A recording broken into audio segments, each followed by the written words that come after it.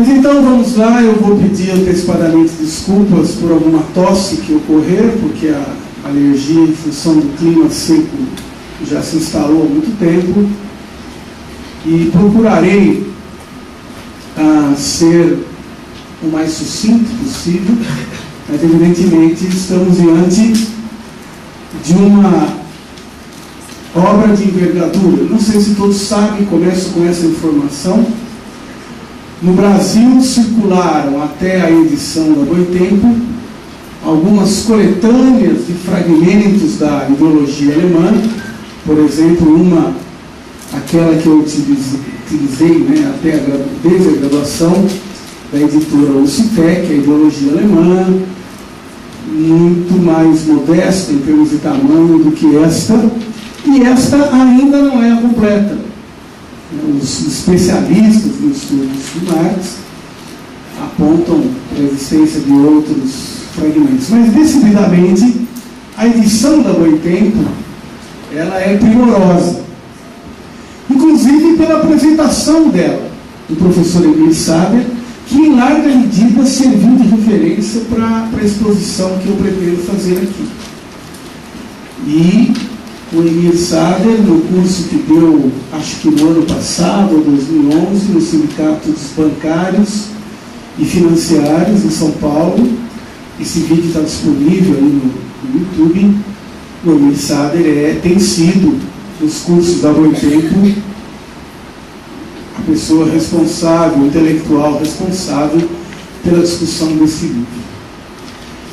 Evidentemente, eu terei que fazer aqui, no início da minha exposição, uma contextualização dos interlocutores de Marx nesse texto.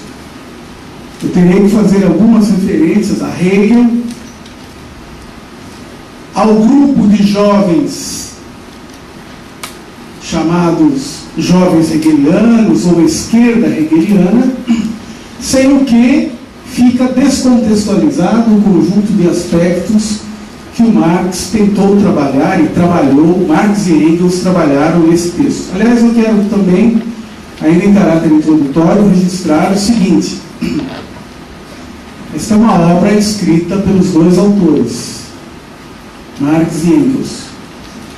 Mas os estudiosos, principalmente dessa fase até metade dos anos 1840, a ideologia alemã data de 1845, 46, afirmam, com boa margem de segurança, de que a maioria, a maior parte dos textos, dos fragmentos, são de autoria do Marx.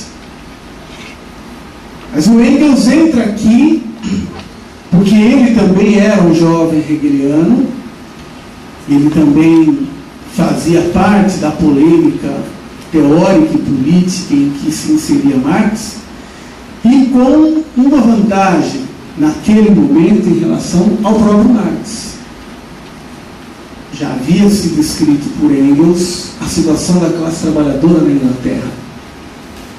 Um estudo ontológico, no sentido de uma ontologia materialista, que impactou de maneira muito forte no Marx. Então, apesar do Engels ser o autor, isso se identifica por estilo, por expressões mais comuns ao Engels do que ao Marx. E há passagens aqui, por exemplo, em que o Marx discute as formas históricas de propriedade, ali é basicamente Engels, né? Tem quase trechos literais da origem da família, da propriedade do Estado, o Engels. Apesar de ele ter uma presença menor em termos de dimensões, o Engels é coautor dessa obra. Então, por favor, todas as vezes que eu falar do Marx, eu, na verdade, estou falando, está implícita a presença do Engels. Muito bem. Então, vamos começar aqui com um tema. Eu tenho uma sequência na minha exposição, que é temático, histórico, e depois eu vou pontuar as grandes polêmicas entre Marx e Hegel, Marx e Feuerbach. E por último eu vou destacar as grandes aquisições ontológicas, válidas, portanto, do meu ponto de vista, da ideologia alemã, e também vou apontar algumas imprecisões e lacunas do texto. O marxismo vivo, eu anunciei no começo que voltaria a essa expressão. O marxismo vivo não pode ser dogmático, ele não pode ter uma relação com as obras, nem mesmo do Marx, uma relação religiosa, de escritura sagrada, de repetição de fórmulas.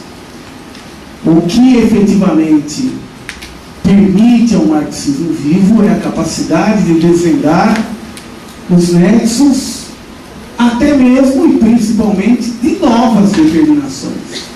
Então não há problema algum em olharmos para uma obra monumental como essa e identificarmos eventuais imprecisões e lacunas. Mas comecemos então por uma dimensão temática. O livro se chama A Ideologia Alemã porque evidentemente ele diz respeito a um balanço crítico, como deve ser todo balanço, que Marx e Engels fizeram acerca de toda uma filosofia política alemã, da qual Hegel era o principal expoente.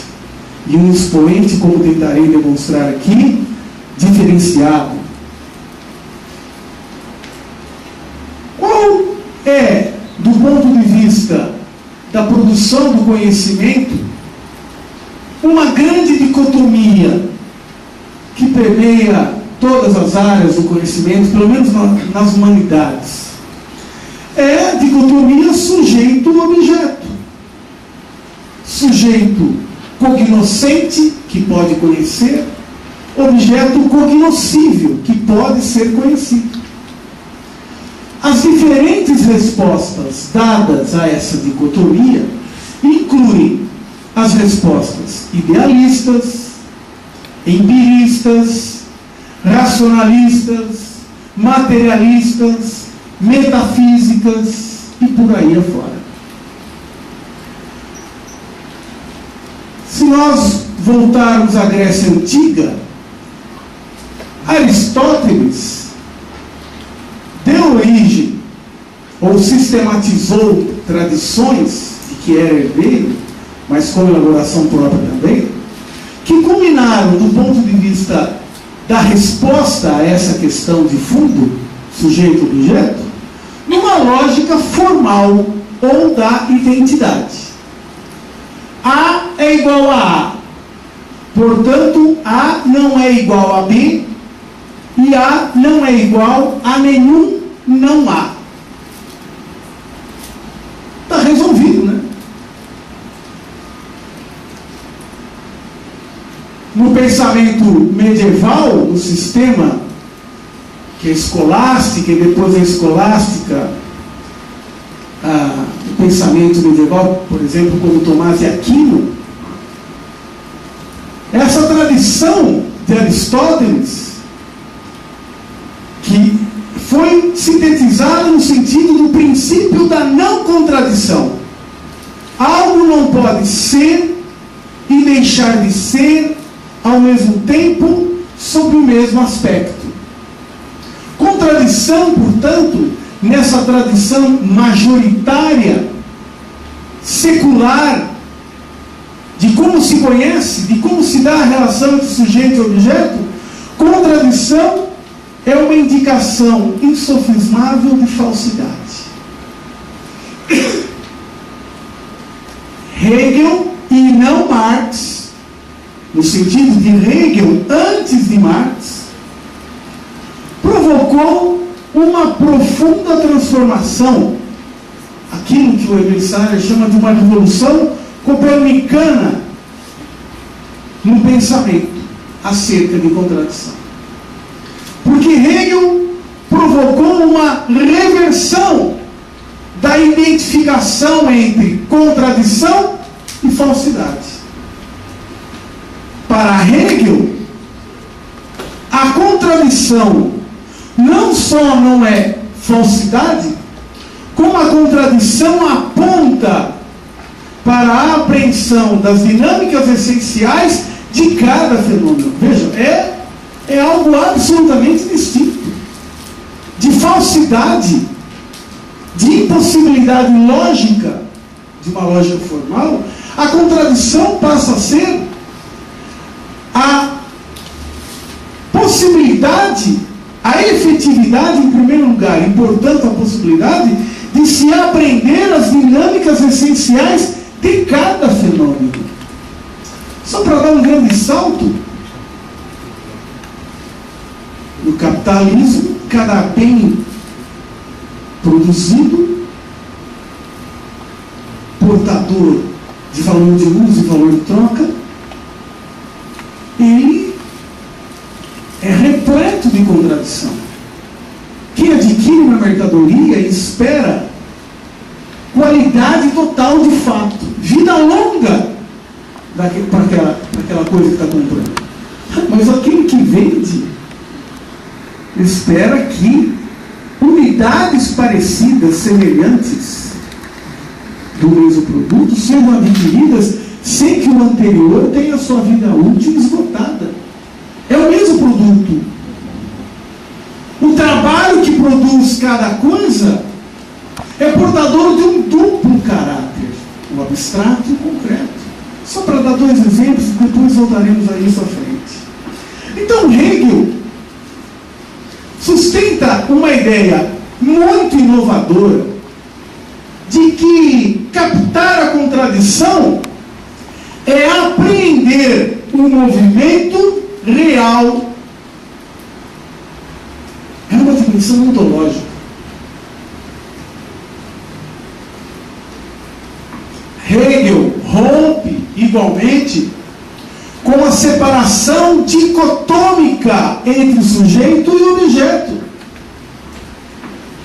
Ele se pergunta, Hegel, por que sujeito e objeto aparecem diferentes e contrapostos? É uma aparência. Atenção, aparência também não é falsidade. Aparência é uma dimensão constitutiva do real, mas é uma parte do real. A objetividade para Hegel não é tratar o fenômeno como coisa. O Hegel está batendo de frente com o ambiente científico-cultural do Comte.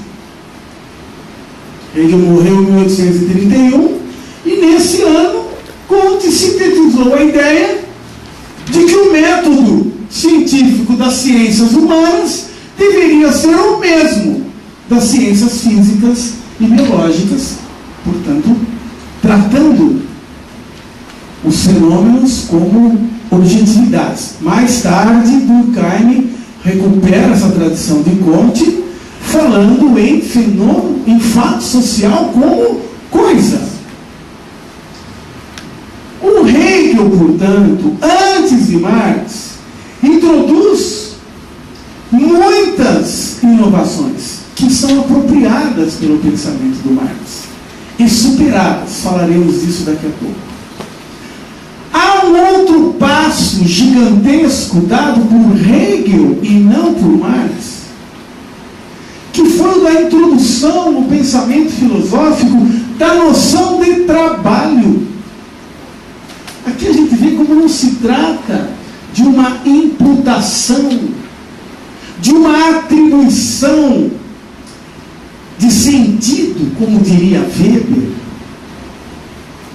Trata-se de reconhecer que na realidade efetiva a atividade humana é decisiva na relação entre sujeito e objeto.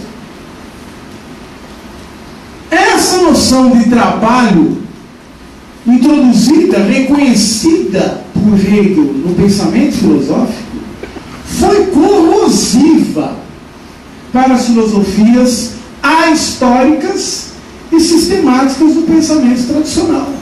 Isso é uma dinamite, é uma bomba Aliás, amanhã, 11 de setembro,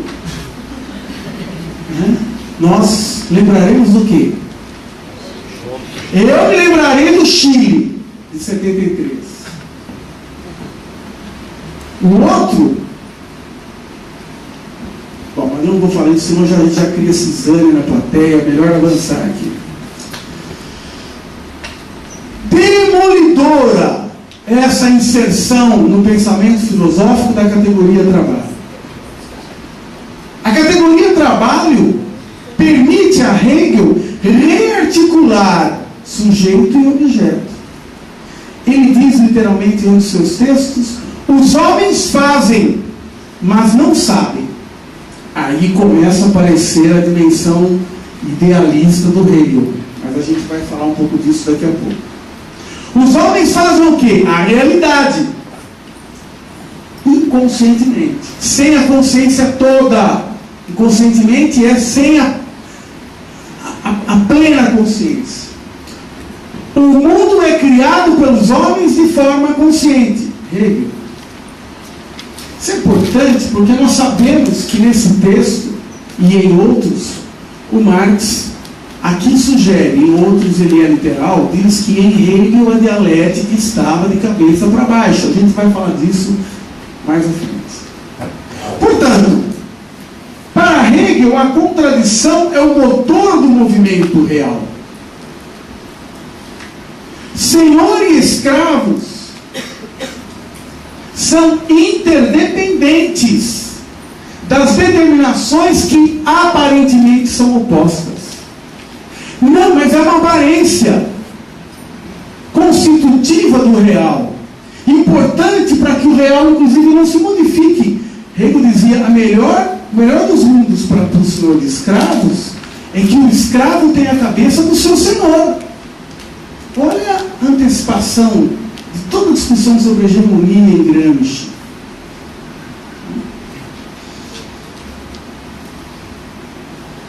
Mas, na verdade, não existe senhor sem escravo, e não existe escravo sem senhor. Essa realidade criada pelos homens é relacional. Estão incluídas umas nas outras. Portanto, para Hegel, fechando esse longo parênteses, aprender a contradição da sua relação, da relação entre escravo e senhor de escravo, é aprender a essência de cada polo e o sentido de sua relação mútua. Parece que estamos falando de Marx, né? Nós estamos falando ainda de Hegel.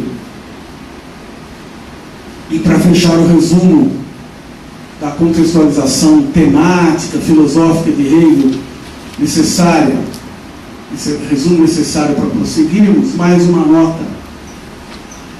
Hegel deixa duas heranças. Uma, a dialética, aquela que vem de Heráclito: o mesmo homem não passa duas vezes no mesmo rio, porque ambos estão em constante processo de transformação. Todo existente é transitório. Mas Hegel, em seu tempo, como Maquiavel em seu tempo, tinha um problema político. A Alemanha não era unificada, nem a época de Maquiavel a Itália era, e nem a época de Hegel a Alemanha era unificada. E portanto, a fundação do Estado Nacional Alemão era um problema político candente. Não à toa, Hegel admirava Bonaparte, Napoleão Bonaparte. Via em Napoleão Bonaparte o demiurgo, a expressão máxima, né, como que parâmetro, paradigma para a fragmentação em que a Prússia, a Alemanha ainda vivia. E a outra herança deixada por Hegel tem a ver exatamente com essa questão política. E aí eu não tenho tempo para fazer uma digressão sobre sociedade civil e Estado em Hegel, mas apenas para registrar: o Estado para Hegel é o fim da história. Fim no sentido de telos. Por quê? Porque o Estado, diferentemente da sociedade civil, onde prevalecem os antagonismos, os interesses particulares, o Estado, segundo Hegel, seria a superação desses antagonismos.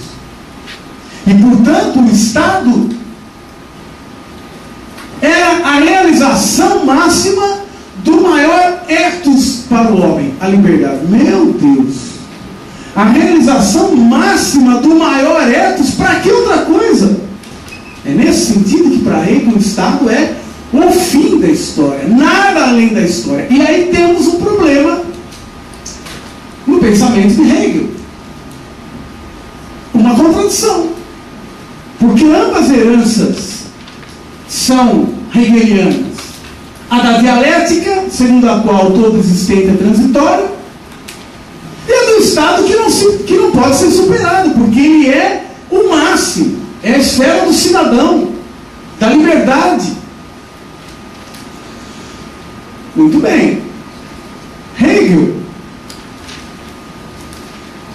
constituía o principal expoente de toda uma tradição filosófica alemã, idealista, idealismo aqui no sentido rigoroso. A ideia é o demiurgo da realidade, o espírito absoluto, a razão. Por que a dialética em Hegel está invertida, segundo Marx?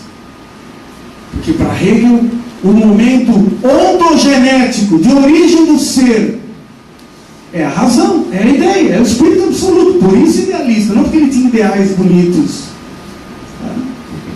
É rigoroso. O tema aqui não pode ser banalizado.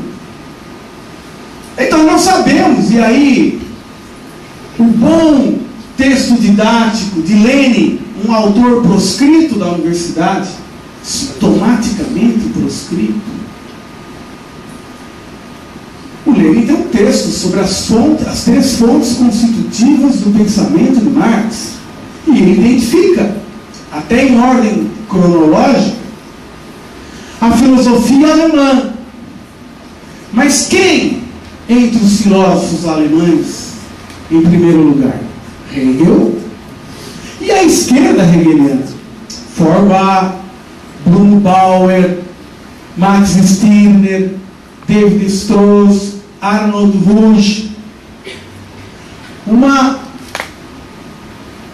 tradição, portanto, que tem uma referência de fundo Hegel, mas que tem os herdeiros, os jovens hegelianos, esses que eu acabei de nominar, que tinham como projeto realizar uma crítica ao que havia de idealismo na obra do Hegel, mas ao mesmo tempo, e mais do que isso, fundaram o materialismo, uma concepção materialista da história. E o Marx e o Engels eram integrantes desse círculo de intelectuais e militantes no sentido amplo. Só para não deixar essa referência capenga, as outras fontes constitutivas do pensamento de Marx, o pensamento político francês, alguns falam em socialismo utópico ou pensamento socialista francês. Não! O Rousseau, que não era socialista, influenciou decididamente Marx. Quando Marx fala, quando ele faz as críticas à democracia representativa, à teoria burguesa da divisão dos poderes, ele está dando um rebatimento, um eco, uma ressonância e uma atualização a temas que vêm do Rousseau, anteriores a Saint-Simon, a Fourier, os socialistas utópicos. Então, o pensamento político francês dos socialistas utópicos aos pequenos burgueses radicais, como Rousseau, influenciaram Marx. A outra influência, sobre ela também voltarei daqui a pouco, a economia política clássica, em particular Adam Smith e Ricardo, mas também Sede, James Mill.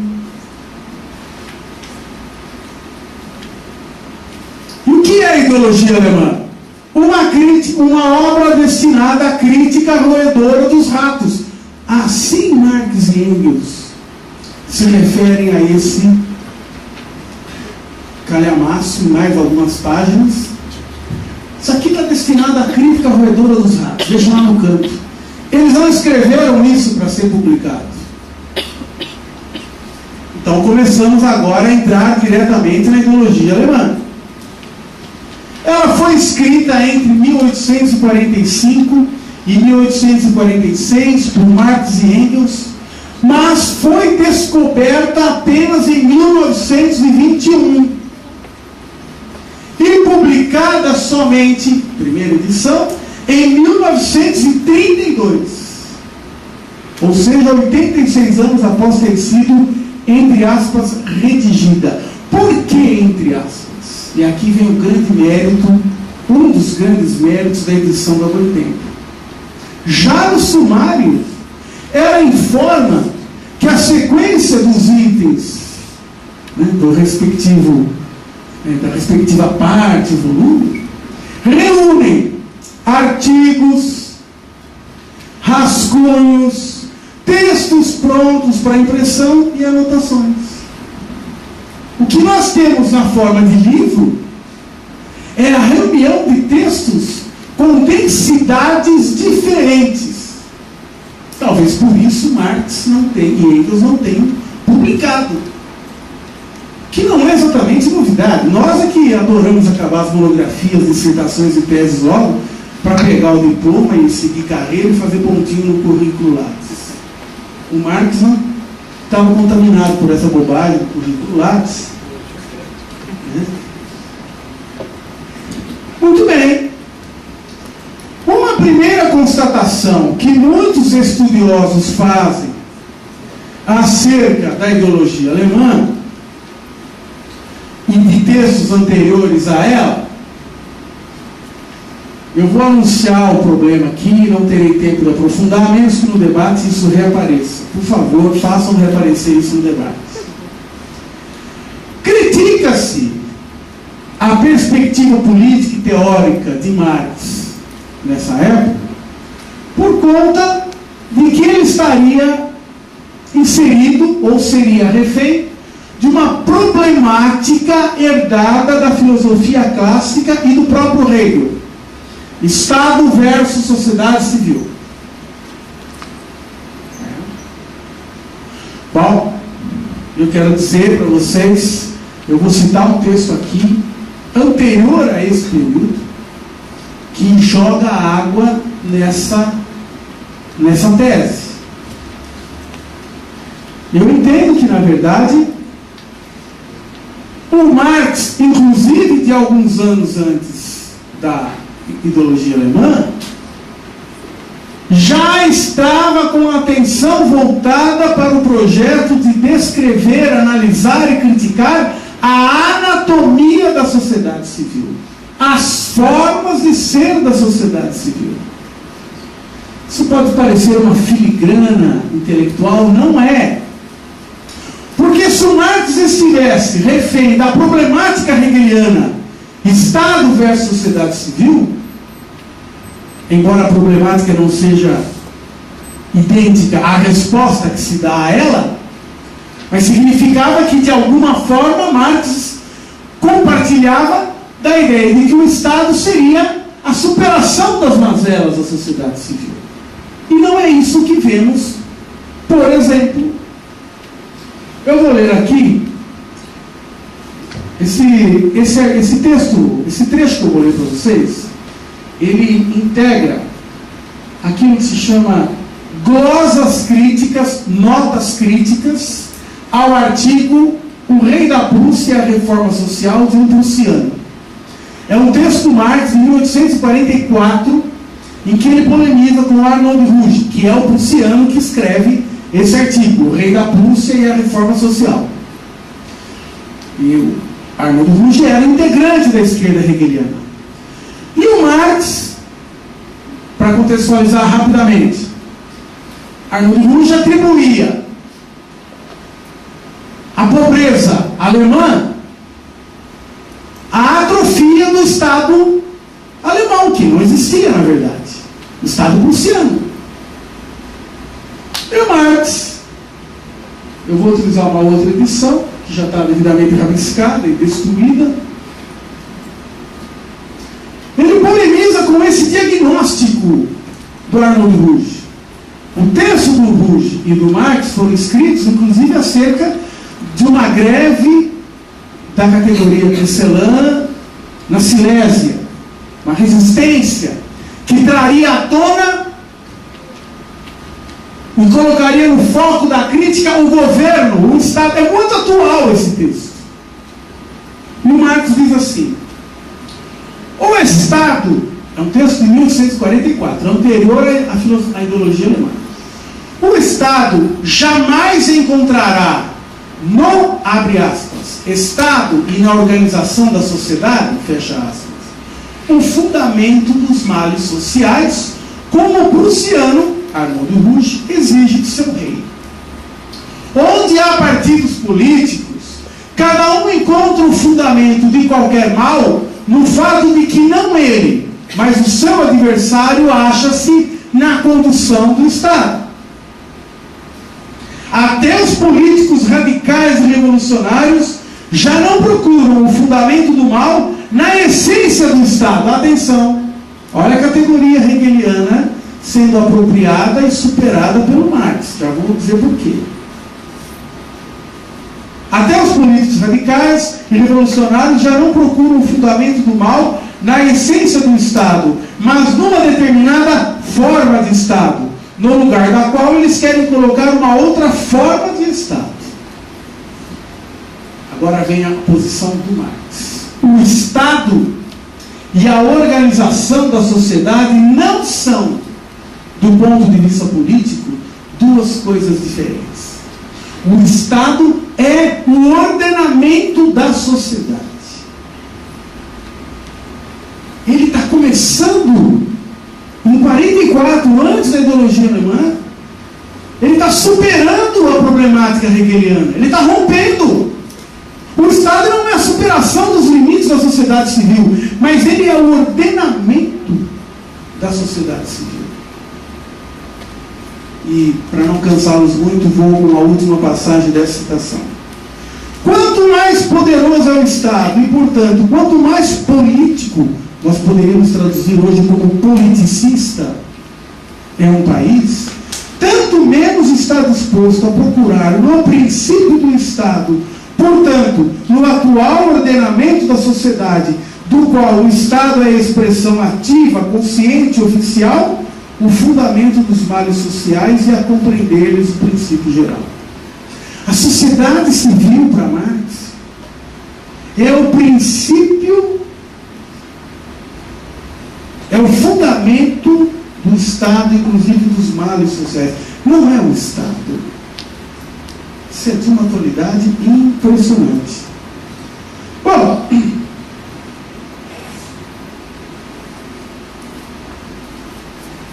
é nesse contexto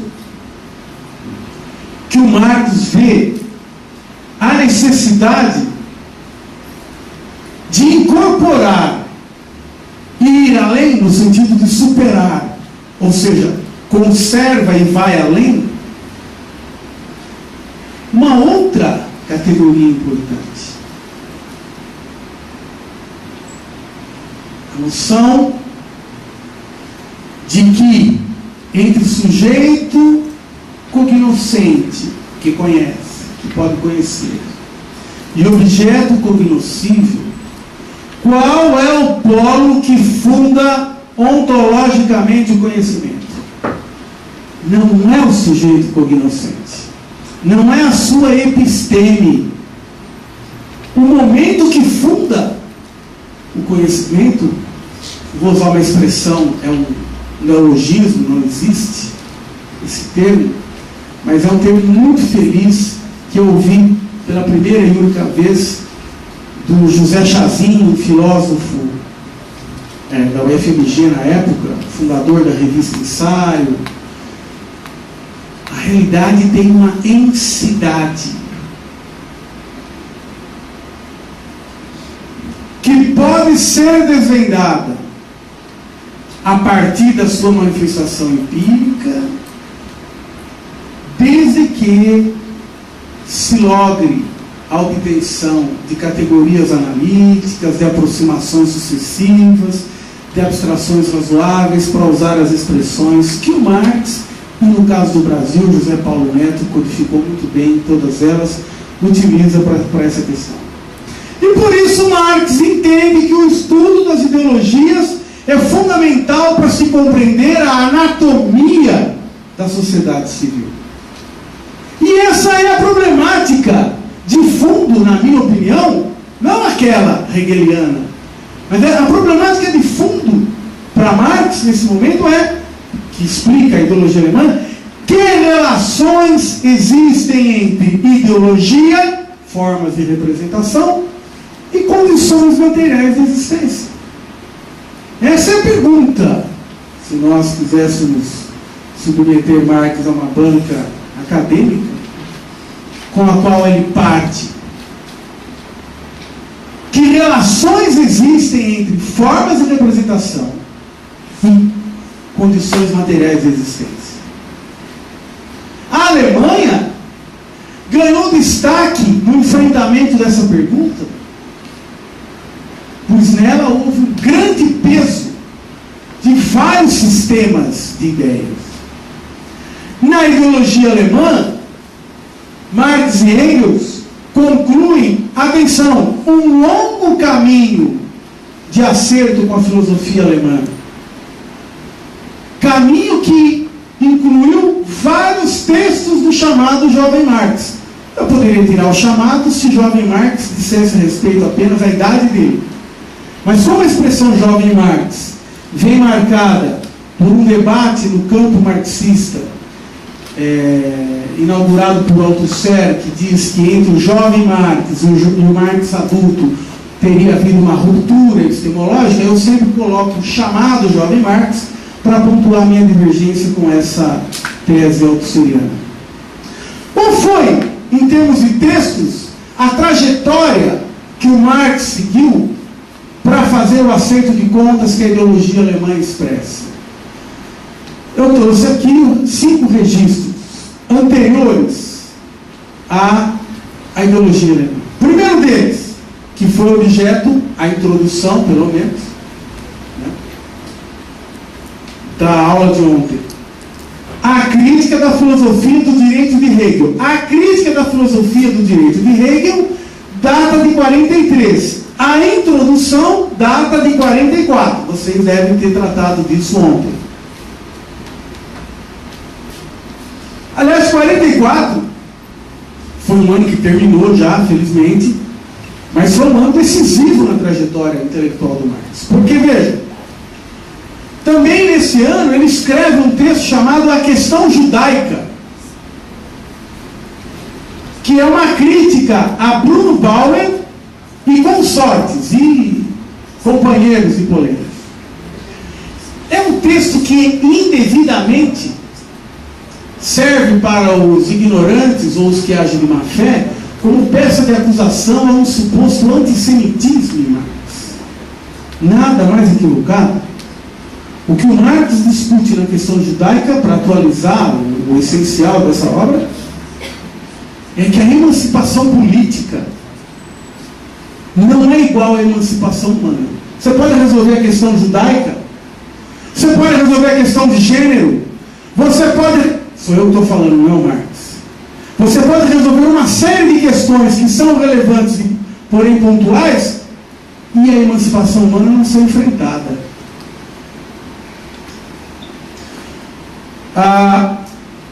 Entre dezembro de 43 e fevereiro de 1844, o Marx realiza a incorporação crítica das principais obras da outra grande fonte constitutiva do seu pensamento, a economia política.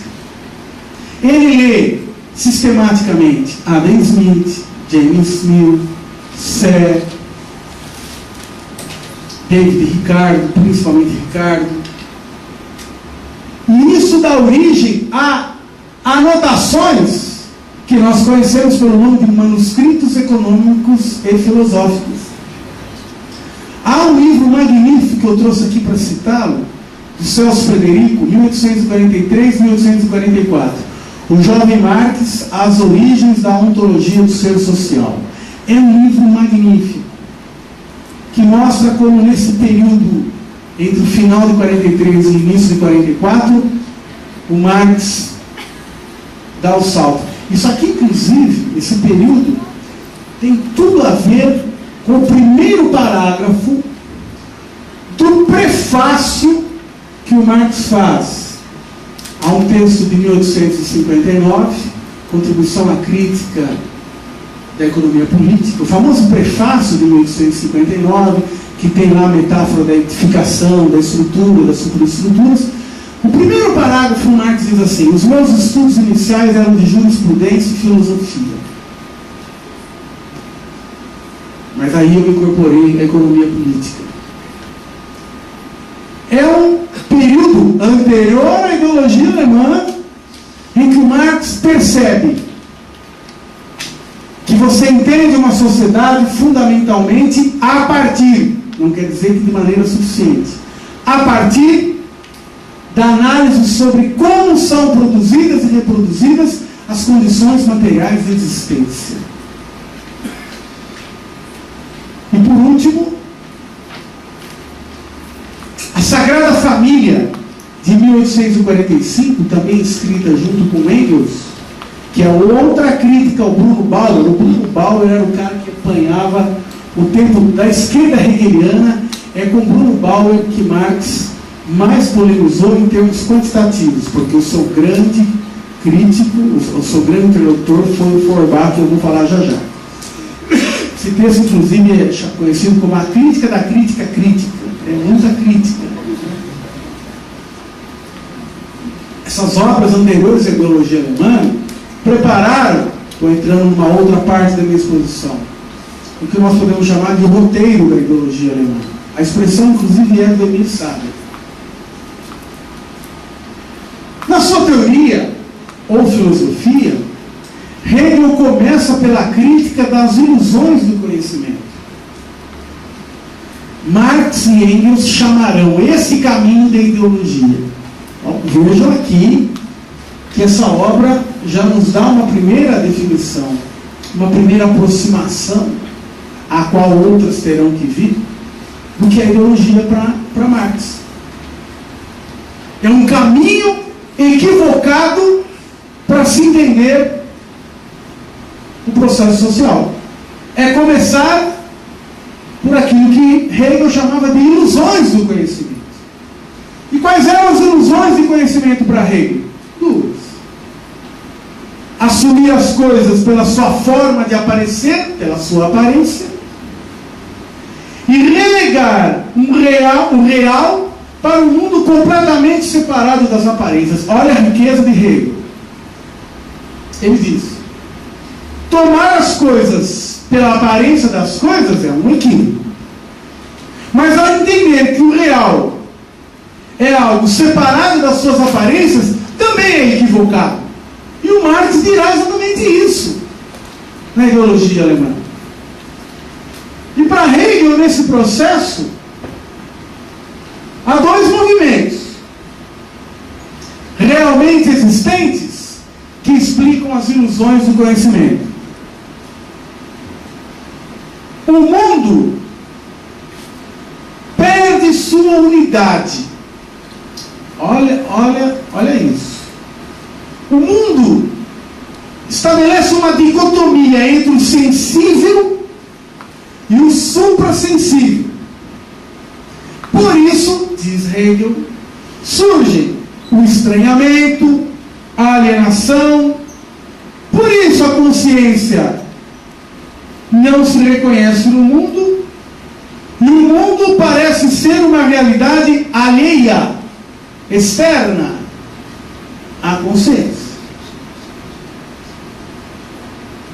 Para Hegel, o caminho que permite superar os limites da primeira tendência, do primeiro movimento, esse que eu acabei de dizer, é aquele que permite a passagem da consciência em si consciência para si. Olha isso. De novo, é um par de oposição hegeliano, que Marx aprendeu, apropriou-se dele, superando os limites hegelianos nessa formulação. E o que é para Hegel a passagem da consciência em si para a consciência para si? É aquela em que o real retoma a unidade perdida, superando a cisão entre sujeito e objeto. Hegel, antes de Marx, fixou a noção de que o mundo é produto coletivo do trabalho humano. Hegel também afirmou de forma original que o homem é um ser histórico, condição dada pela sua capacidade de trabalhar. A categoria trabalho é decisiva para Hegel. O acerto de contas de Marx e Engels com a filosofia alemã, de que é a expressão mais acabada, mais elaborada, a ideologia alemã, o texto, começa, na verdade, com a esquerda hegeliana. O Marx e o Engels escrevem esse acerto de contas, eu vou usar uma expressão chula, batendo na freguesia mais pobre, menos elaborada. E dentro dela, polemizando em primeiro lugar com Feuerbach. E por que Feuerbach? Porque Feuerbach havia se proposto a criticar o idealismo hegeliano e a fundar o materialismo. De maneira clara ele propôs isso. Marx e Engels chamam de materialismo vulgar o resultado dessa tentativa. Em 1845, foram escritas essas teses, mas que só foram publicadas em 1888 por Engels com o título Ad Feuerbach, sobre Feuerbach, e em 1932, junto com a primeira edição da ideologia alemã, esses textos foram publicados com o título Teses sobre Feuerbach. O que Feuerbach sustentava? Que a capacidade de abstrair que o homem tem está na raiz da alienação religiosa. Que o homem cria Deus e não o contrário. Só que Feuerbach, diferentemente de Hegel, não incorporou em seus textos a categoria trabalho, perdendo, entre outras coisas, a possibilidade de entender que toda objetividade é a expressão de uma subjetividade. E com isso, o Marx inicia, é a primeira das teses dele sobre Feuerbach que eu vou ler para vocês aqui. Porque eu estou falando da ideologia alemã. Na ideologia alemã, a tradição filosófica que é rebatida em primeiro lugar, nem é de Hegel, é da esquerda hegeliana. O principal defeito de... Essa aqui é a primeira tese sobre Feuerbach. São 11 teses, eu vou ler só a primeira. O principal defeito de todo o materialismo até aqui, incluído o de Feuerbach, consiste em que o objeto, a realidade, a sensibilidade, só é apreendida sob a forma de objeto ou de intuição, mas não é apreendida como atividade humana, sensível, como praxis. Não é aprendida subjetivamente. Eis porque, em oposição ao materialismo, o aspecto ativo foi desenvolvido de maneira abstrata pelo idealismo, que naturalmente desconhece a atividade real, sensível como tal. Feuerbach quer objetos sensíveis, realmente distintos dos objetos do pensamento, mas não apreende a própria atividade humana como atividade objetiva.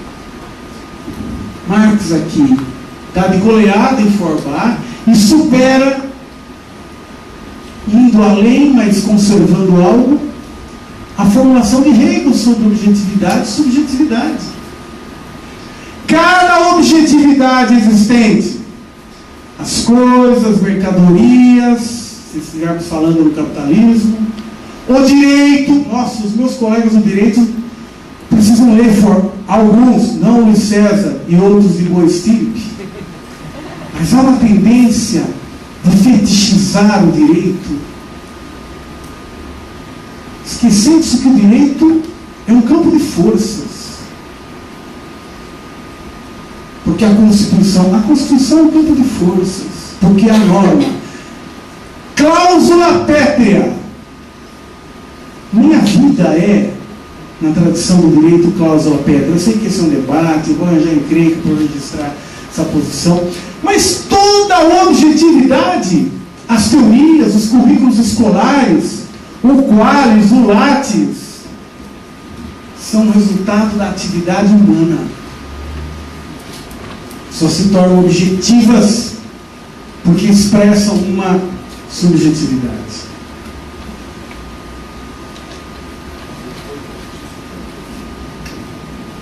Feuerbach, infelizmente, por um caminho muito mais empobrecido, ou seja, por um caminho que não reconhecia a objetividade como expressão da subjetividade, atribui às ideias o mesmo peso que as ideias possuíam para Hegel.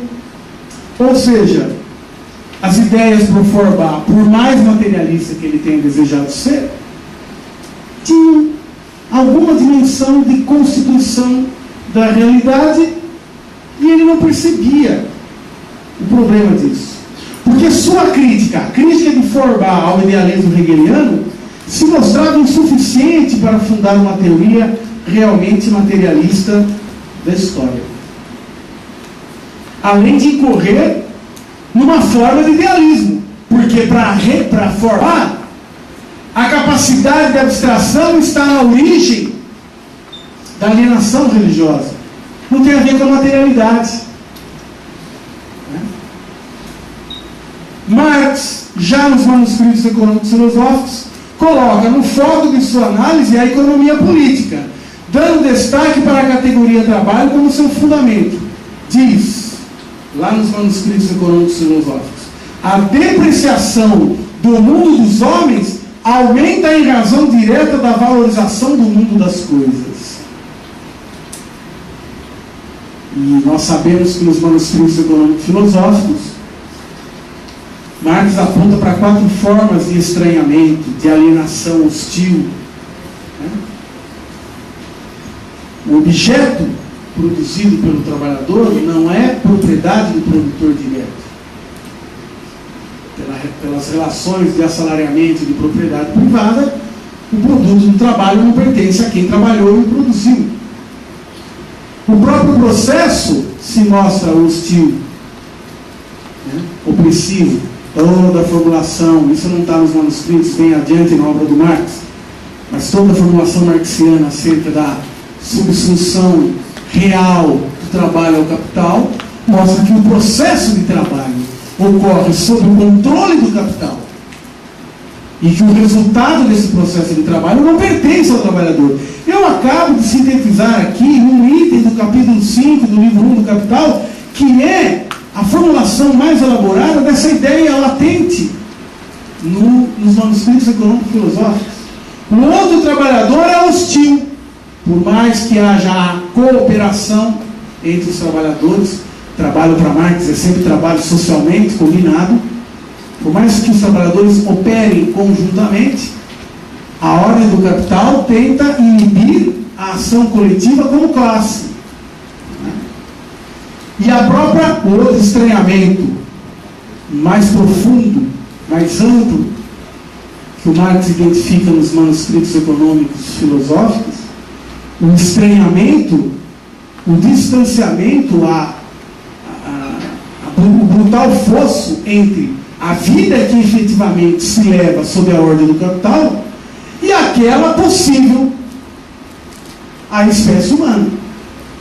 Para usar uma expressão de Lukács, as múltiplas faces da vida humana, a omnilateralidade, o conjunto de laterais, de facetas, não pode ser usufruído adequadamente por todos.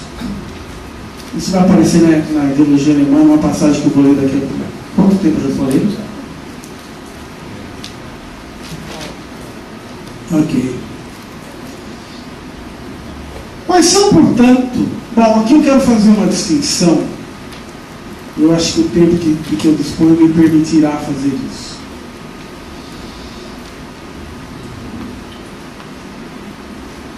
Há uma distinção entre termos alemães para alienação e estranhamento. Eu não falo alemão, portanto a minha pronúncia vai ser lá da Zona Leste de São Paulo.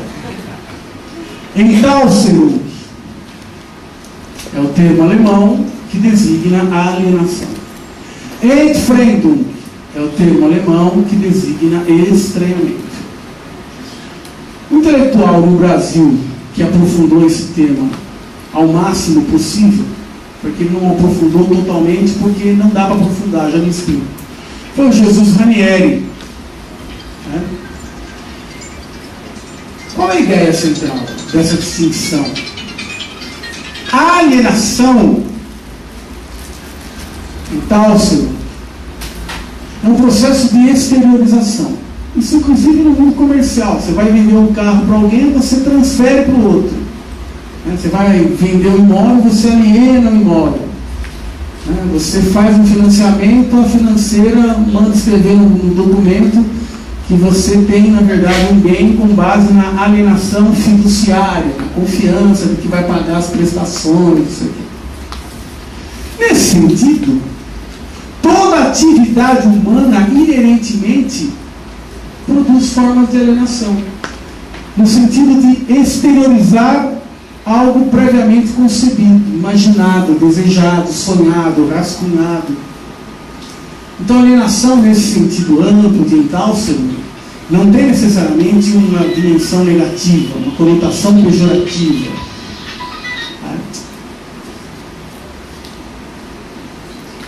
Mas o termo alemão, Entfremdung, estranhamento, é outra coisa.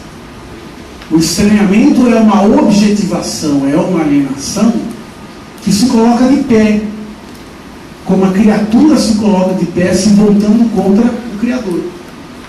É hostilidade. Não é apenas exteriorização, objetivação. É uma objetivação de tipo específico. Vá lá.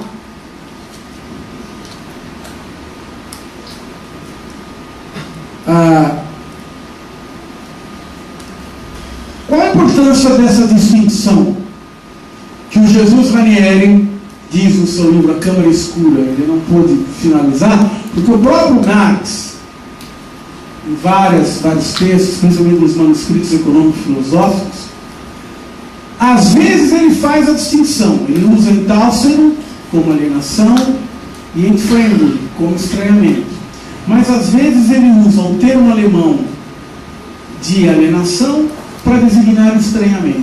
Então aí embaralham as coisas. E como os manuscritos econômico-filosóficos não foram escritos para publicar, portanto não passaram por revisão pelo autor, não há por que cobrar de Marx incoerência. Ele está fazendo lá apontamentos. Por que isso é importante? Porque quando nós falamos em estranhamento, em consciência coisificada, em fetichismo da mercadoria, essa expressão que está presente lá no Capital, no livro 1, item 4, fetichismo da mercadoria. Por que a mercadoria se mostra hostil ao produtor direto? Porque ele tem que trabalhar uma jornada que vai além daquilo que lhe garante as condições de reprodução como força de trabalho. Que ele produz, portanto, durante um tempo que não é pago, o tempo de trabalho excedente. Porque ele produz os produtos como mercadoria. Ele produz mais-valia. E o produto não pertence a ele. Na ideologia alemã, eu separei aqui 10 aspectos centrais, eu voltaria a várias dimensões que já falei aqui, que me parecem muito atuais. E eu tendo a fazer citação de cada um deles, a menos que vocês estejam muito cansados para suportar isso. Primeiro aspecto é aquele que diz respeito ao ponto de partida, em relação a que o Marx já demonstra um tensionamento, uma diferença importante com o idealismo, mas também com o materialismo de forma. O que eu estou falando? Citando a ideologia alemã. Os pressupostos de que partimos não são arbitrários nem dogmas. São pressupostos reais, de que não se pode fazer abstração a não ser na imaginação. Quais são os pressupostos, portanto? São os indivíduos reais, sua ação, sua atividade e suas condições materiais de vida, tanto aquelas por eles já encontradas, como as produzidas por sua própria ação. Como é que isso reaparece no 18 Brumário? Os homens fazem história, mas não a fazem arbitrariamente. O passado oprime seus cérebros. Como é que isso foi tematizado por Lukács? Os homens agem sob uma causalidade posta. Então, não há priorismo em Marx. Não há dogmatismo. E não há também negligência para com a empiria. As categorias para Marx não são um planetário de erros. Não são um devaneio de abstrações irrazoáveis. Voltando à citação. Esses, ou seja, os indivíduos, a sua ação, esses pressupostos são, pois, verificáveis por via puramente empírica. O Marx valoriza a empiria. É o ponto de partida. O primeiro pressuposto de toda a vida, de toda a história humana, é naturalmente a existência de indivíduos humanos vivos.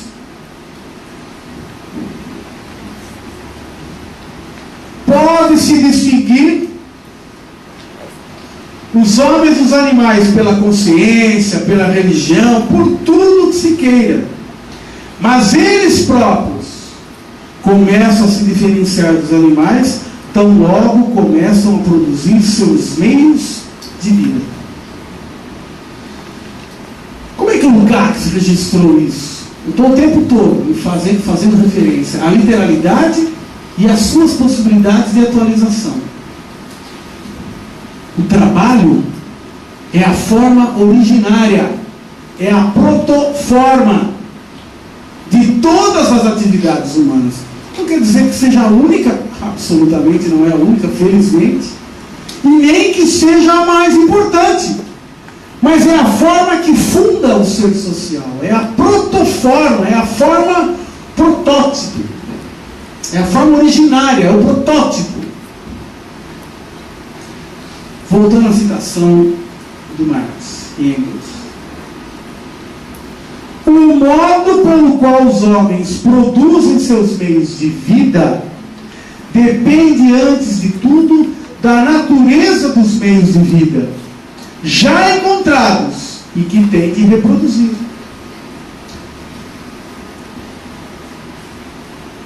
Eu vou dar um salto e volto na sequência dessa citação daqui a pouco. Só para reforçar, passagens à frente, Marx diz: o fato, portanto, é o seguinte: indivíduos determinados, que como produtores atuam de um modo também determinado, estabelecem as relações sociais e políticas determinadas. É preciso que em cada caso particular, a observação empírica coloque necessariamente em relevo a conexão entre a estrutura social e política e a produção material. Isso é concepção materialista em Marx. Então, eu falei aqui do primeiro aspecto central e absolutamente atual do meu ponto de vista, que emerge da ideologia alemã. Vou falar do segundo, que está intimamente ligado a isso, que é o essencial da minha exposição aqui. Marx, na ideologia alemã, anuncia uma nova concepção de história. É o texto em que ele, percorrido o caminho que eu procurei apontar aqui, sintetiza a concepção materialista de história. Então, seguindo na citação, eu falava do modo pelo qual os homens produzem seus meios de vida. Não se deve considerar tal modo de produção de um único ponto de vista, a saber, a reprodução da existência física dos indivíduos. O Marx não era economicista. O Marx não praticava um reducionismo tecnológico, economicista. Não. Trata-se muito mais de uma determinada forma de vida dos indivíduos, determinada forma de manifestar sua vida. Se quisermos, modo de vida no sentido amplo, profundo, cultura. O conjunto das atividades humanas, esse conjunto produz modo de vida, cultura. Mas ninguém vive de código jurídico, de sistema político, de currículo de sociologia, de estética, de filosofia, de arte. É necessário estar vivo. E a atividade por meio da qual as condições materiais de existência são produzidas e reproduzidas é um trabalho. Sobre ela, sobre o resultado dessa atividade, outras, evidentemente, têm que se colocar.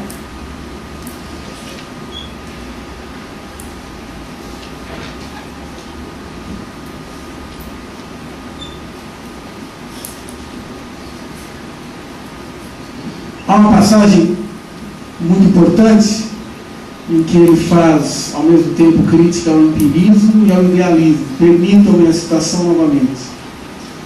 Desde que se apresente este processo ativo de vida, a história deixa de ser uma coleção de fatos mortos, como para os empiristas ainda abstratos, ou uma ação imaginária de sujeitos imaginários, como para os idealistas. Ele está fazendo acerto de contas com Hegel e com Feuerbach, com a esquerda hegeliana e com os idealistas. Mas a história não é uma coleção de fatos, datas, como para empiristas ainda abstratos, nem uma coleção imaginária de sujeitos imaginários. A história não existe, é o sentido que o sujeito atribui. A paciência tem limite com esse trololó.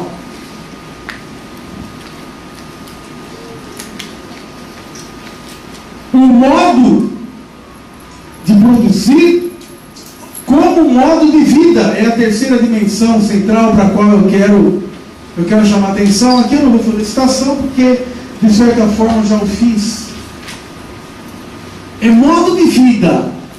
É economia, é política, é ideologia, é direito, modo de vida, sentido amplo.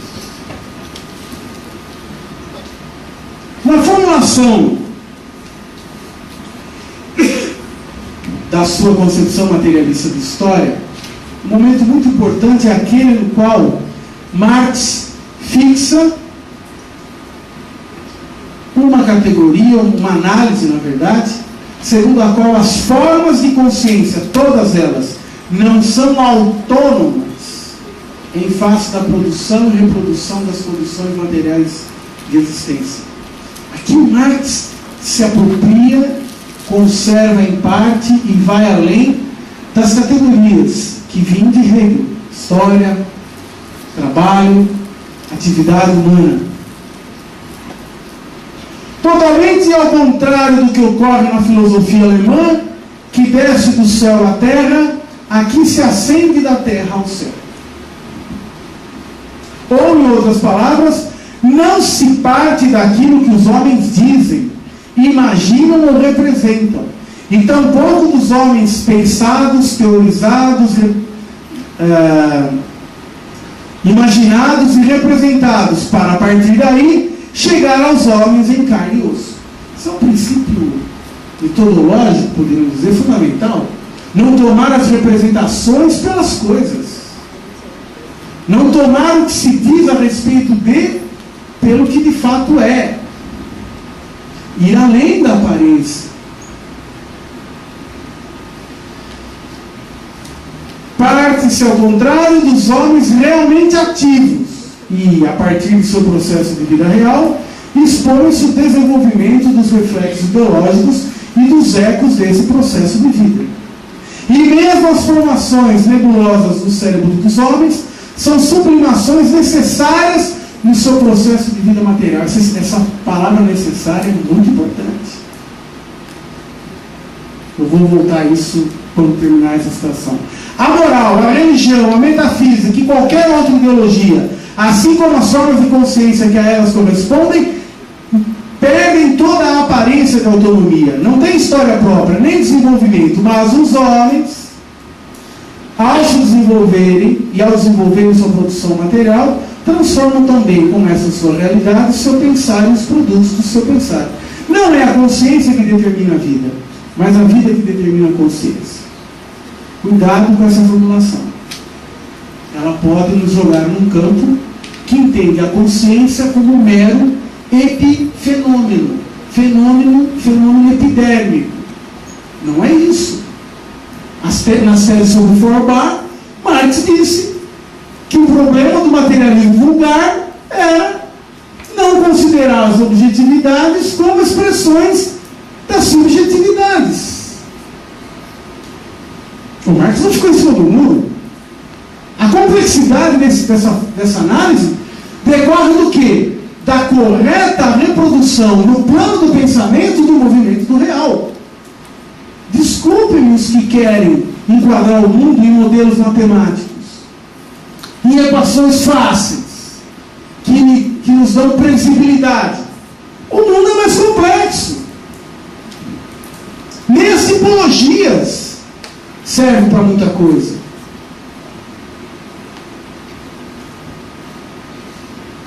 Mas eu queria voltar àquela palavra necessária. Por que o Marx diz lá pelas tantas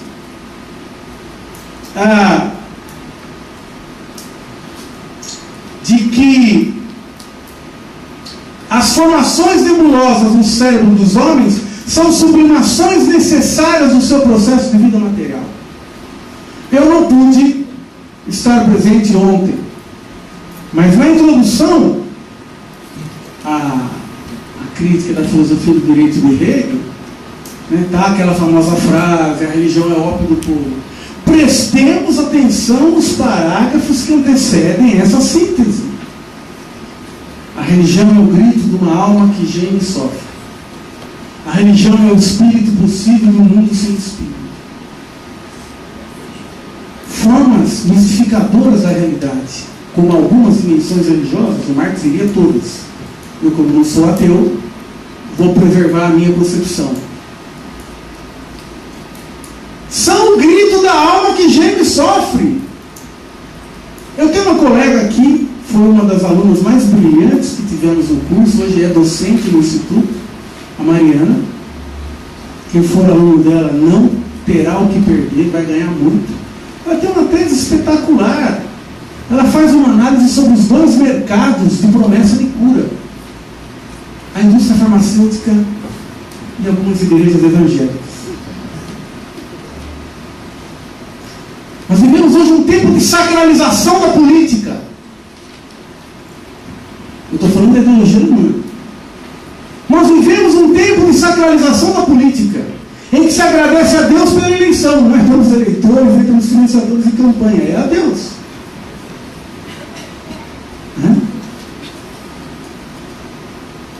Mas o Marx está dizendo: essas formações nebulosas do cérebro são expressões necessárias que decorrem da vida que realmente levamos. Ideologia, eu quero uma para viver. Avancemos aqui. Gente, está muito cansativo o conjunto de citações, não? Não? Se tiver, pode reclamar aí com a organização que eles reduzem o meu cachê. Né?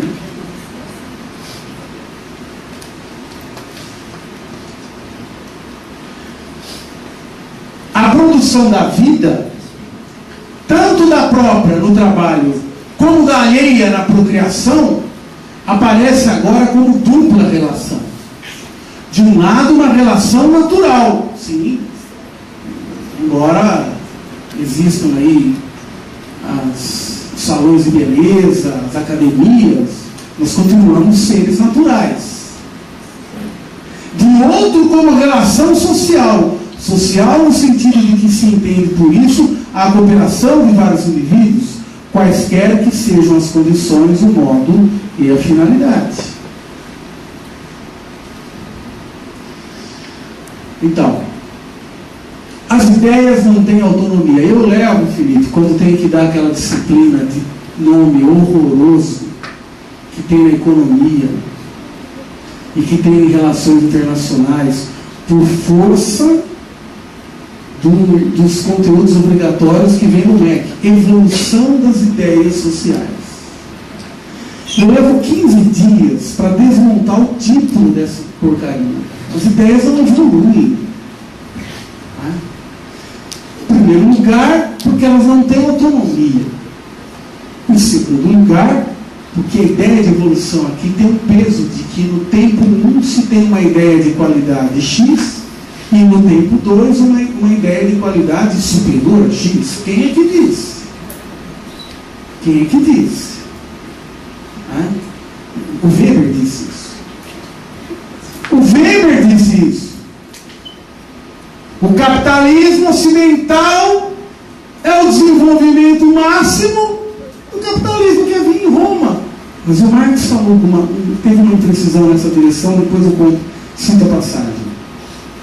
Quem quiser aprofundar esse tema, leia Ellen Wood, Capitalismo contra a Democracia, tem um capítulo lá que ela discute. Quem aqui é teleológico, afinal de contas? Marx ou Weber? Weber. Porque via no capitalismo ocidental o cume do desenvolvimento de uma tradição capitalista em Roma e algo que virou uma gaiola de ferro com cadeado de ouro. O cadeado de ouro é por minha conta. É irresistível a dinâmica do capital.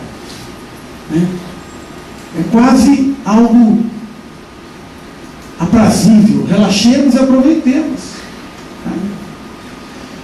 Uma outra categoria importante, e aqui a gente já entra. O Marx tem muito, são pouquíssimos os textos em que ele formula alguma coisa sobre o comunismo, sobre a sociedade emancipada.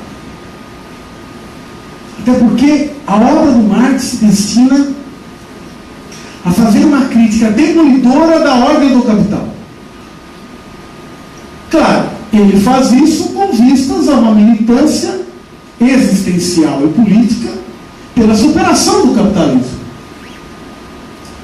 Mas ele não se debruçou em esboçar, desenhar como é que vai ser o comunismo, vai ter mercado, não vai ter mercado, vai ser assim, vai ser assado, modelo cubano, até porque Cuba não existia à época do Marx. Ele não queria saber de modelos. Mas há algumas passagens em sua obra em que ele fala sobre o comunismo. E eu vou citar algumas porque esse é outro tema presente na ideologia alemã. Ele diz lá pelas tantas. E essa é uma metáfora. É literatura isso, é poesia. Para quem acha que o Marx é seco, árido, o Marx é um poeta. O Marx, quando vai falar do dinheiro no Capital, cita um poema Timão, não é o Corinthians, Timão de Atenas, de Shakespeare, em que ele diz: o dinheiro faz da prostituta santa, do feio belo. Aqui nós temos uma passagem também de literatura. Ele diz assim: ao passo que na sociedade comunista, a citação eu vou ter que fazer trucada, vai lá. Na sociedade comunista, onde cada um não tem uma esfera de atividade exclusiva, mas pode aperfeiçoar-se no ramo que lhe apraz, a sociedade regula a produção geral. Onde é que o leste europeu e a União Soviética produziram uma situação de regulação geral, dando-me assim a possibilidade de fazer hoje tal coisa, amanhã outra.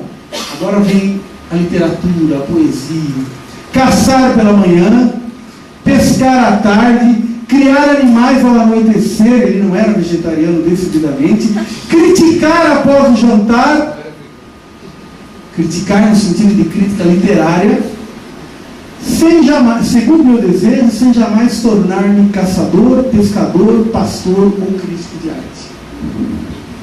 Unilateralidade. Quantos homens e mulheres na sociedade que conhecemos podem não chegar a tudo isso? Porque na sociedade que conhecemos, entre essas, existe uma outra, né? Ligar para a empresa de segurança privada: olha, estou chegando em casa, garanta lá o vigia no portão para eu poder entrar. Mesmo que eventualmente levante, faça yoga, se informe, vá para o tênis, volte lá para... Mesmo esse não vive uma vida emancipada, porque ele vive com medo do sequestro, né? Ele precisa fazer as contas de como vai diversificar o seu portfólio de investimentos. A ideologia alemã trabalha com um horizonte do que é uma sociedade comunista.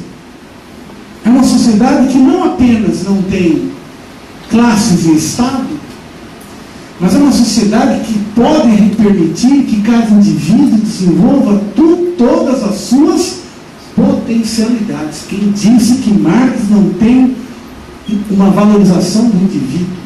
O Marx não faz uma apologia do individualismo burguês, é outra coisa. Uma passagem ainda sobre o tema do comunismo na ideologia alemã.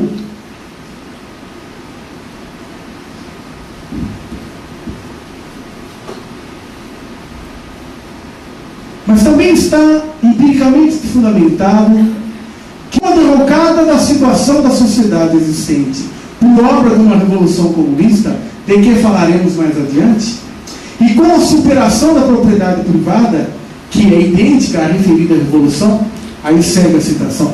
Olha o que o Marx está falando aqui. O que é uma sociedade comunista para Marx? É a superação da propriedade privada. Não é a socialização da política. Não é o planejamento estatal. É a superação da propriedade privada.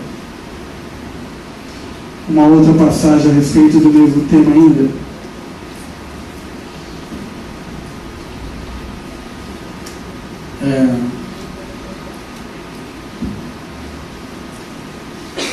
Os elementos materiais de uma subversão total são, de um lado, as forças produtivas existentes, e de outro, a formação de uma massa revolucionária que se revolta.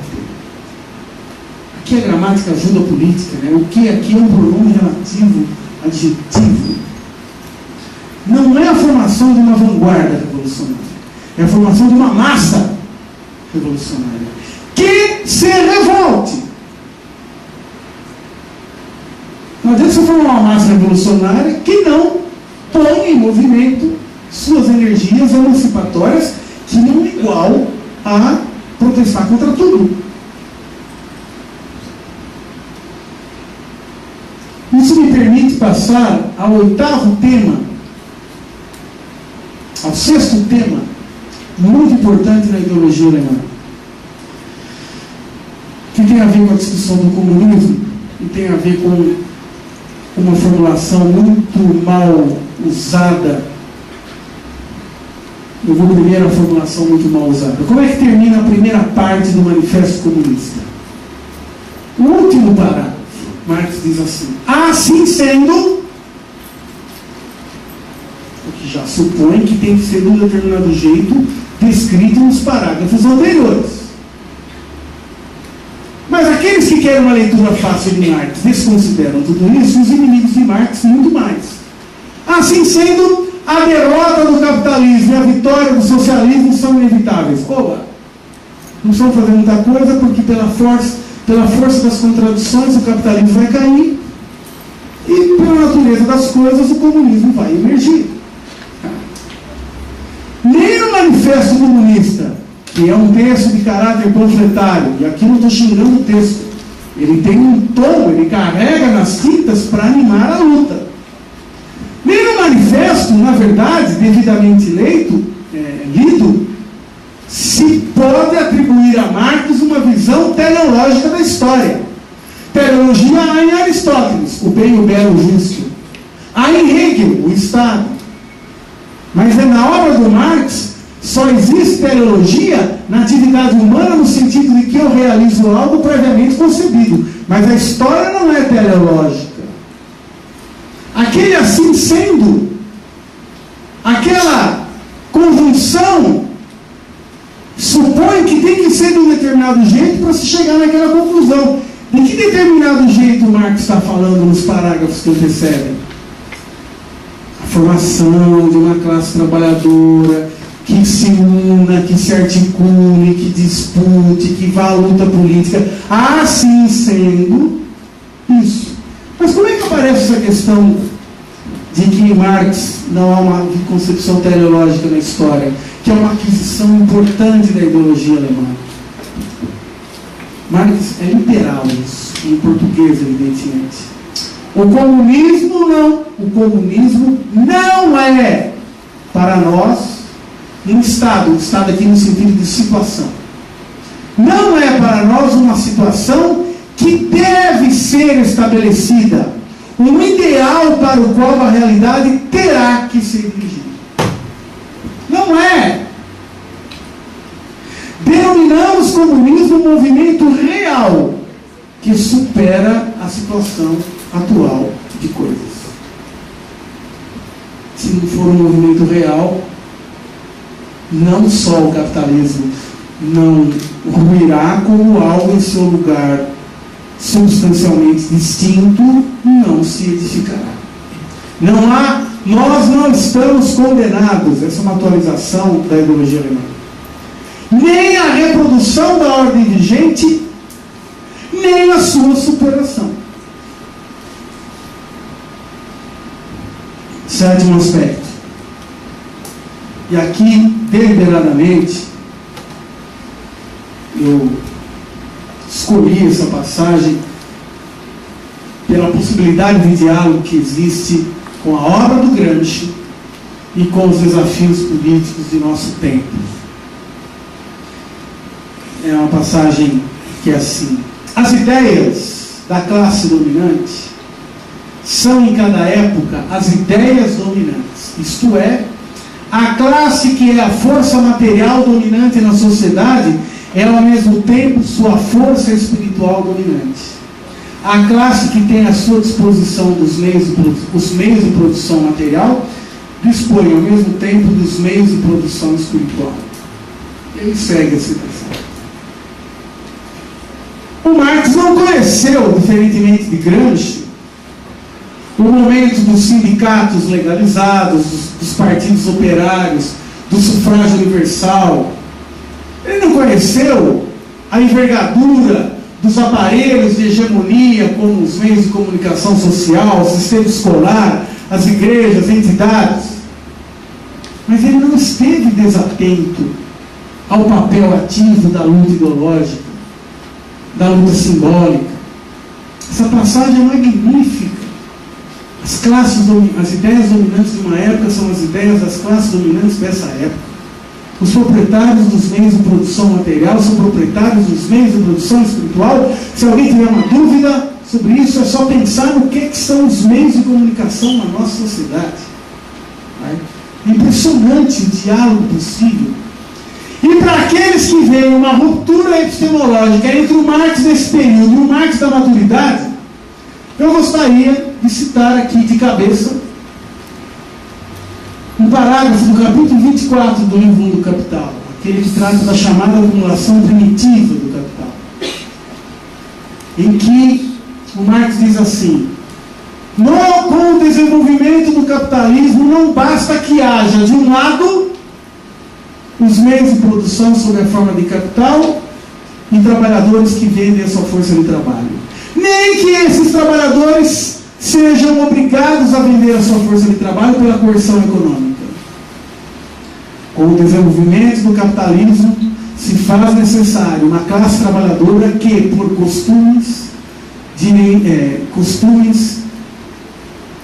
tradição, direitos, costumes, cultura e educação, assumam as relações sociais capitalistas como naturais.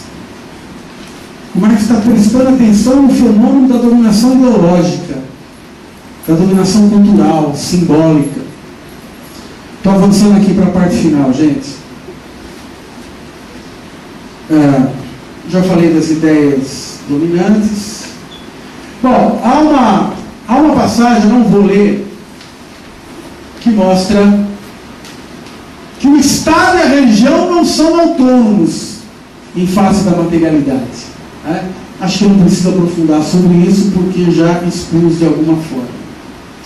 Uma outra ideia, a penúltima. O idealismo, e aí ele está dialogando agora com Hegel, padece de uma concepção segundo a qual o espírito teria supremacia na história. Agora ele está dialogando com Hegel na ideologia humana.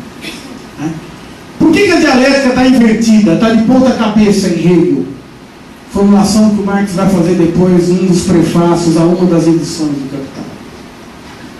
Porque para Hegel, a ideia, a razão, é o demiurgo da realidade. E para Marx não se trata disso, embora não se possa atribuir um papel desimportante à razão, à ideia, mas o momento ontogenético da realidade social é a atividade do homem, é a vida que ele leva. Última ideia muito central, que eu considero muito atual, que está lá na ideologia alemã, é a ideia da reciprocidade entre indivíduos e circunstâncias. Ele diz aqui que os indivíduos fazem as circunstâncias como as circunstâncias produzem os indivíduos. Ele tem uma tese sobre Feuerbach, que o educador tem que ser educado também. Isso reaparece no 18 Brumário. Fazemos história, mas não de maneira arbitrária. É um tema recorrente ao longo da obra do Marx. E como última parte, devo já ter chegado a 1h30, eu quero registrar o que prometi a vocês no início. Nós podemos e devemos identificar imprecisões e lacunas nessa obra do Marx. E eu começo por uma que anunciei já. Ele lá pelas tantas usa a expressão capitalistas romanos. É um equívoco. Não há capitalista em Roma. A quem se atribui isso? A um descuido. Eu não tenho conhecimento para dizer se essa passagem diz respeito a uma daquelas anotações de menor densidade, mas é uma boa hipótese. Só que o Marx não coloca essa expressão entre aspas. Então aqui não pode jogar a favor de Marx a ideia de que ele usou de maneira análoga. Não. A passagem é exatamente esta. Eis porque Feuerbach, em Manchester, por exemplo, vê apenas fábricas e máquinas onde há 100 anos atrás havia apenas rotas de fiar e teares, ou porque na campanha de Roma encontra apenas pastagens e pântanos onde, no tempo de Augusto, não teria mais do que as vinhas e quintas dos capitalistas romanos. Se o Marx estivesse imputando isso, a formulação do Feuerbach deveria vir em aspas. Só uma imprecisão para que não endeusemos a redação marxiana. Mas as duas lacunas, não imprecisões agora, mais importantes, dizem respeito a outra ordem de coisas. A primeira delas, o Marx, ao discutir as formas de propriedade, Marx e Engels, a formulação aqui presente é muito próxima àquela de Engels no texto A Origem da Família, da Propriedade Privada e do Estado. E nós sabemos que Engels produziu essa análise, e isso para mim não invalida as conclusões importantes desse texto do Engels, mas ele produziu essas análises com base no que havia de conhecimento antropológico e arqueológico, principalmente de Morgan. E vários desses conhecimentos de Morgan se mostraram posteriormente equivocados. Então, as passagens na ideologia alemã que discutem as formas de propriedade têm esses problemas. E, evidentemente, ainda Marx, nesse momento, não havia chegado a categorias analíticas, a mediações analíticas, como força de trabalho, distinta de trabalho, capital constante, capital variável, capital fixo, capital circulante, capital fictício, trabalho improdutivo, mais-valia. Sim, mas a obra do Marx também é um processo de aproximação sucessiva. Eu diria que um processo de adensamento ontológico. Você sabe de quanto seria a população mundial se a previsão de Malthus de que a população cresce em PG, né, progressão geométrica, e a produção de alimentos em progressão aritmética? Você sabe de quanto seria a população mundial hoje? 256 bilhões de indivíduos. Eu nunca vi cobrarem de Malthus nem um pouquinho do que cobram do Marx. Tá, isso é uma escolha política. Isso não é uma questão teórica. Né? Aos inimigos, o rigor da crítica, aos amigos, propinas, né? Oficiais, inclusive. Então, eu entendo que o texto da ideologia alemã é um texto seminal, principalmente porque apresenta, de maneira sistemática, até então não feita, a concepção materialista de história em Marx, né? E outras dimensões que eu tentei aqui expressar nessa 1h30, 1h40, que já falei para vocês. É isso, obrigado.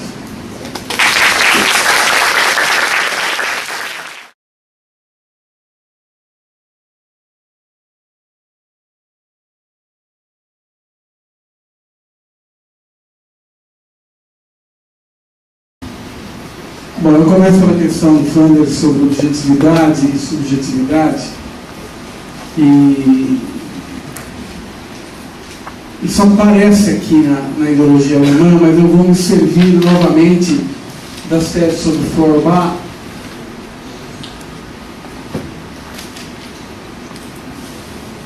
Da segunda tese sobre Feuerbach.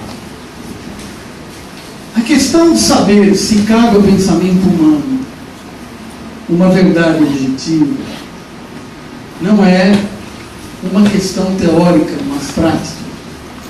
É na praxis que o homem deve demonstrar a verdade, isto é, a realidade, o poder, o caráter terreno do seu pensamento. A disputa sobre realidade ou não realidade do pensamento isolado da prática é uma questão puramente escolástica.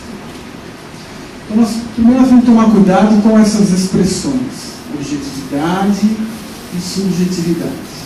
Marx, evidentemente, não trabalhava com elas no sentido que, por vezes, as formas fragmentadas de ciência, de abordagens, de teorias o fazem hoje.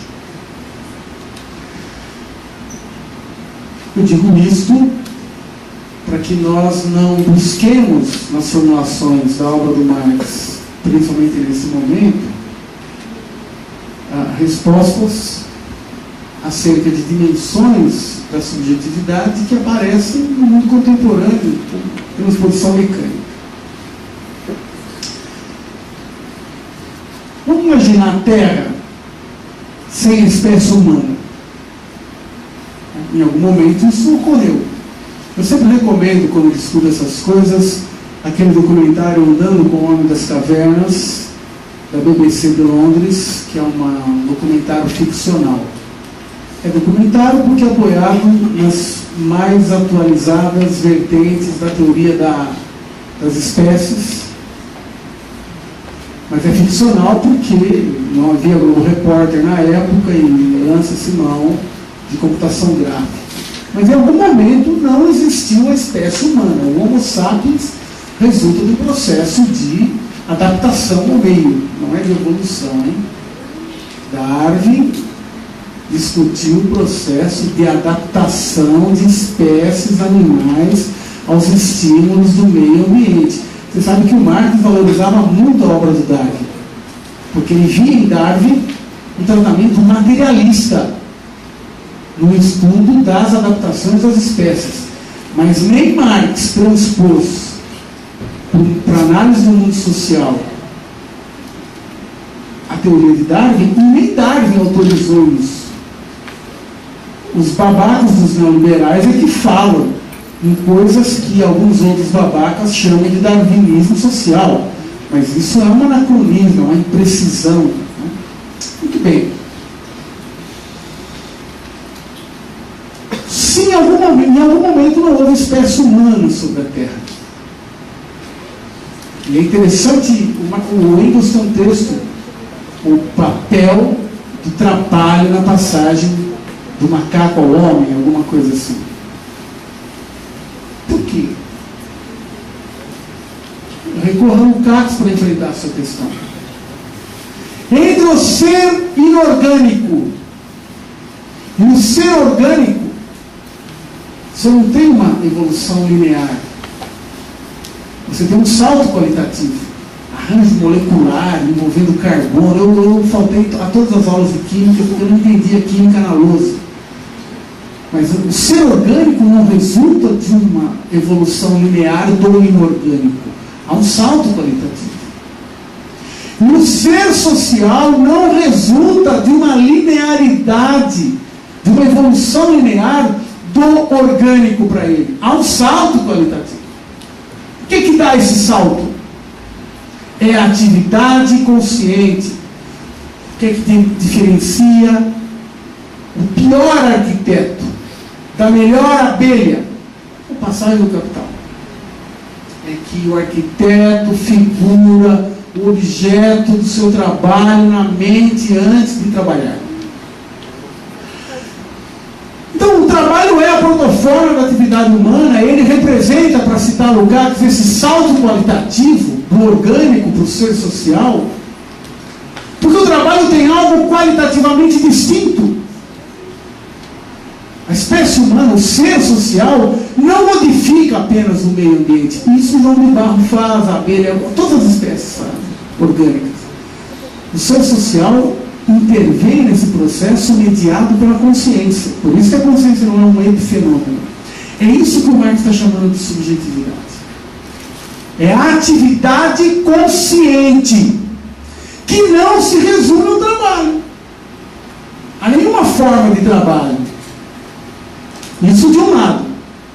De outro lado, não há nenhuma forma de trabalho, por mais manual que seja, que precisa do nexo intelectivo. Todo trabalho tem uma dimensão consciente, teleológica. É isso que o Marx chama de subjetividade, sentido amplo, atividade. Então, se você quiser, por exemplo, pensar, porque eu não vou me furtar ao caso específico, né? As experiências dessa vertente chamada economia solidária, e eu sei que isso tem todo um debate polêmico, eu mesmo tenho intervenção sobre isso, mas eu não posso negar que se trata de uma tentativa de alterar rumos das coisas. Você tem a intervenção da subjetividade. Né? Bom, não sei se contemplei toda a objetividade. Então, o arranjo econômico contra o qual a economia solidária se coloca é uma objetividade, resultado de subjetividade. O arranjo que ela se propõe a fazer também. A qualidade disso a gente não vai entrar nesse debate. Né? Bom, Vitor, eu concordo com o que está implícito na sua pergunta. Eu tive aqui que registrar como é que Marx, nesse texto da ideologia alemã, esboça o que seriam os elementos de uma sociedade comunista. O trecho mais denso sobre o que seria uma sociedade comunista em Marx está lá no item 4 do capítulo 1 do livro 1 do Capital, Fetichismo da Mercadoria. Quando ele fala, bom, para variar um pouco, vamos ver como é que seria uma sociedade autorregulada, sociedade comunista. Mas o Marx não foi além disso nesses textos. Eu já vou enfrentar a questão da Internacional. Porque você encontra lá, na crítica ao programa de Gotha, uma referência que diz, olha, não se avança o pulo de uma pulga, quanto que uma pulga pula? Não se avança o pulo de uma pulga especulando sobre a sociedade futura. Por isso ele não especulou. É o movimento real que os homens fizeram. Agora, evidentemente, lá na Internacional, na primeira Internacional, o pau comeu, e coitado do Bakunin, né, que apanhou mais do que bateu. Eu fico com a resposta das crianças, não, eu fico com a resposta do Steve Mesaros e com a resposta do Gramsci. O Gramsci, mais do que o Marx, pensou esse horizonte num contexto capitalista mais complexo, próximo ao nosso. A emancipação do trabalho é condição sine qua non à emancipação humana, mas não é suficiente. Então, eu tento a concordar com isso. Vamos fazer o exercício de um pulão de uma pulga. Se vivêssemos uma sociedade emancipada, no sentido de o trabalho emancipado, né? Não tem mais propriedade privada dos meios de produção, o regime de trabalho não é assalariado, é uma outra coisa. Nós passamos do reino da necessidade para o reino da liberdade. Para quem acha que Marx é romântico na fase juvenil, tem que ler o capítulo 50 do terceiro livro do Capital. Publicação póstuma. É lá que está a metáfora do reino da necessidade ao reino da liberdade. Vamos imaginar isso. Permaneceriam questões, e aí um peso do Gramsci. Questões de gênero, questão étnica, questão religiosa. O Nietzsche, mais do que o Marx, se equivocou a dizer Deus morreu. Essas questões não se resolvem com a superação da propriedade privada. Então eu tendo a concordar com o que você sugeriu aqui. Mas eu acho que essas questões não foram adequadamente trabalhadas no debate da primeira Internacional. Ali houve um debate importante, a questão da autoridade, a questão do poder. O pau comia, muitas coisas. Eu tenho muito respeito pelos anarquistas. Até porque eu gosto do lema nem pátria e muito menos patrão. Mas eu concordo, eu acho que a superação da propriedade privada é insuficiente para o comunismo.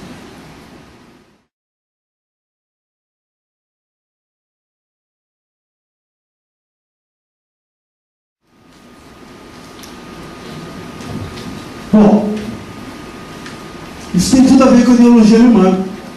Eu citei a passagem aqui. O comunismo não é uma situação para a qual a história tenha que caminhar. Ou ele é um movimento real, ou não é nada. Mais adiante, eu não citei essa passagem, quando ele fala de que o comunismo pressupõe que ele precisa se mundializar, sob pena de toda a merda. As edições falam em imundice, mas o termo que o Marx usa é toda a merda anterior volta. Então veja. E eu diria, o Marx nunca pensou detidamente sobre a possibilidade de transição socialista, que é menos que comunismo, numa sociedade de capitalismo periférico, atrasado, tardio, como a Rússia do seu tempo. No final da vida ele cogitou isso. Então, na própria ideologia alemã, você tem, se você quiser, um elemento que não tem nada de profecia nostradâmica, um elemento de análise que permite identificar uma das determinações que provocaram o fracasso das experiências socialistas no século XX.